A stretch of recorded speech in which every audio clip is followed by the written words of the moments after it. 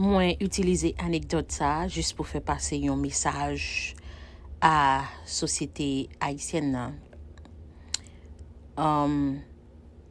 Moi choisi bœuf blanc comme étant la classe pauvre et moi choisi bœuf rouge là comme étant la classe moyenne et moi choisi la bœuf noir là comme étant la classe riche.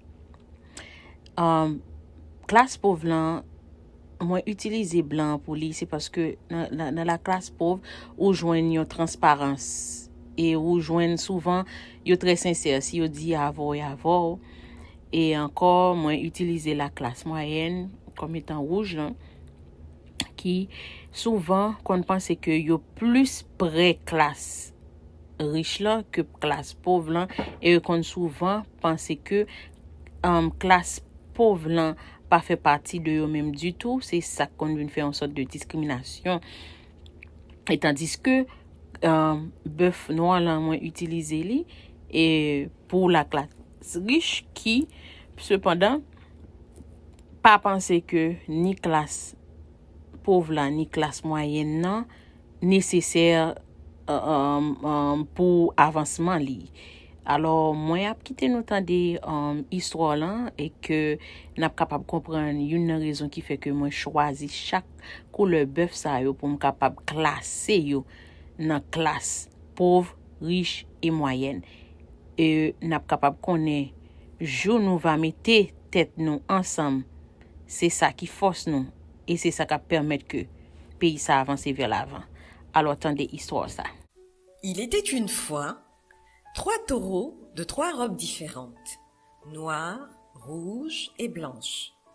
Ils s'engraissèrent au point que chaque habitant du village voulait en faire sa propriété. Un jour, les 3 taureaux se mirent à discuter. « Comme nous sommes aussi gras, il est temps de trouver des moyens de nous protéger contre les hommes.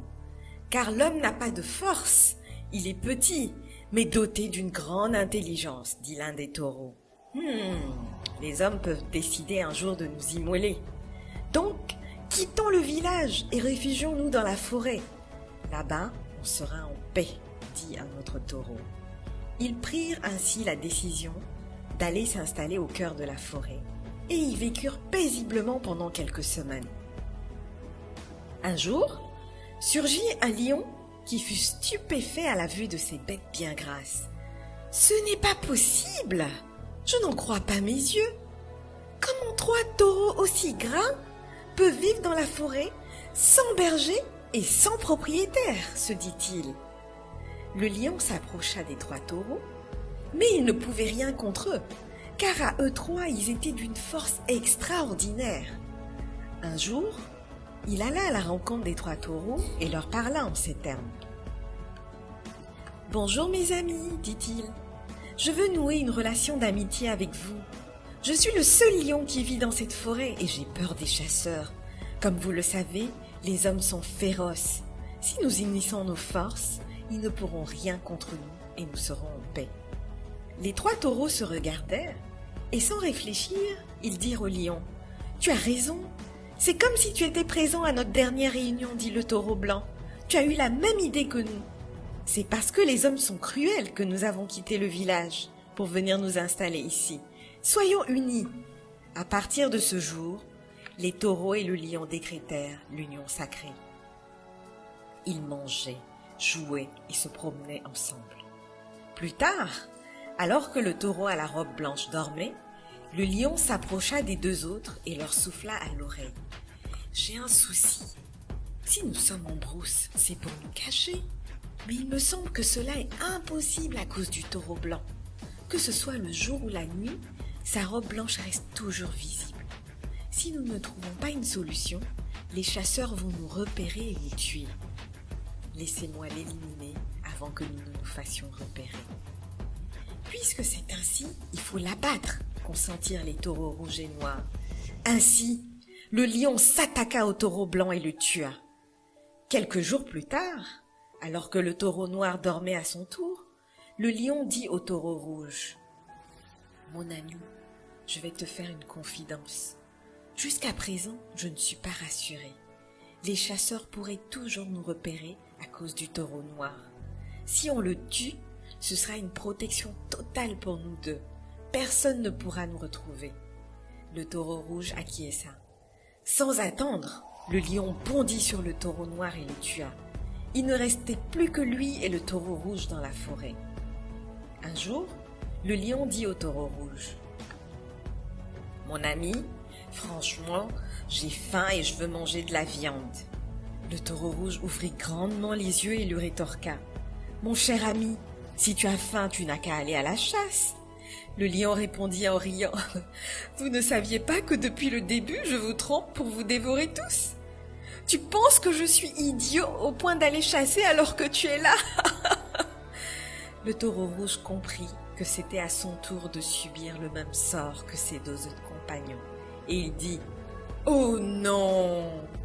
C'est pour cette raison que tu as noué une amitié avec nous? C'était pour nous abuser et nous anéantir l'un après l'autre? » C'est ainsi que le lion bondit, lui brisa le cou et le dévora.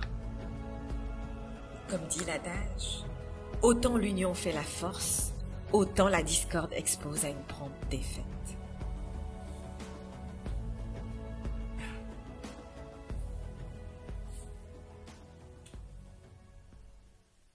Alors, m'a fini pour moi ajouter et que pas oublier dans l'histoire là, yo raconté nous que taureau ça yo pas de gagner maître. Yo pas de gagner maître, pas de gagner monde qui était à la tête yo comme si qui était maître yo. Et c'est ça que fait yo te consenti entre yo pour yo te capable de chercher un côté à part côté que yeux pas sous yo pour yo pas dévorer yo. Alors ça que moi te voulais ajouter et avec peuple haïtien, nation haïtienne là, moi voulais pour nous faire nous connaître que fait de bon Dieu. Amen, maître nous et sauveur nous parce que tout autant nous sans maître, nous sans un Seigneur, nous sans un sauveur.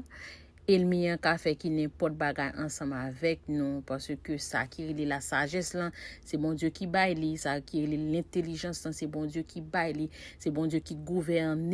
Amen oui. Trône, royaume, c'est bon Dieu qui baille, amen, royaume, intelligence, amen. Et ça que moi, à comprendre encore, cet esprit de Dieu t'a aidé à comprendre que dans chance à sauver Seigneur béni, notre cher Haïti, petite nation, avance vers Sion, à Dieu consacre-toi, fais de Jésus ton roi, sauver Seigneur béni, notre cher Haïti.